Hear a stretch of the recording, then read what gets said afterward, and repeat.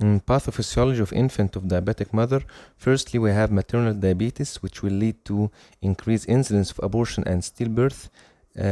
Secondly, fetal anomalies like VSD and sacral agenesis, and here it's an MCQ tip, sacral agenesis.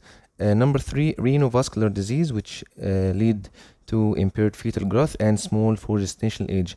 Infant of diabetic mother commonly cause macrosomia and large for gestational age, but it also cause small for gestational age, and here it's an MCQ tip. Number 2, fetal hyperinsulinemia, which will lead to 4 things. Firstly, beta cell hyperplasia, which will lead to macrosomia and large gestational age. During pregnancy there will be birth trauma like fracture clavicle and brachial plexus injury, and systematically will be cardiac hypertrophy. Number 2, fetal hyperinsulinemia leads to increased fetal metabolism and subsequently relative hypoxemia. It's not a real hypoxemia, it's a relative to the pathology, like patients with thyrotoxicosis. Relative hypoxemia will lead to polycythemia, and the patient will be plethoric and increased incidence of renal vein thrombosis.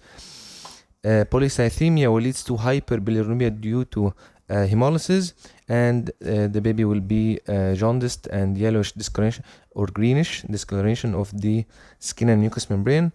Number 3, fetal hyperinsulinemia leads to decreased lung maturation and decreased steroids, leading to respiratory distress syndrome even in a term or post-term patient.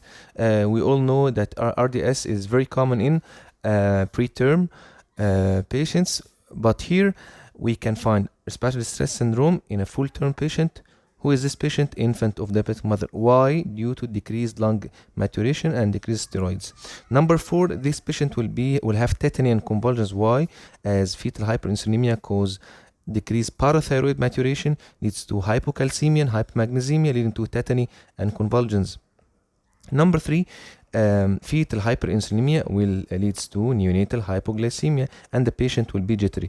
So we know now the pathophysiology of infant of diabetic mother. So my patient will be presenting with even abortion, stillbirth, VSD, sacral agenesis, small for gestational age, and here we due to maternal diabetes.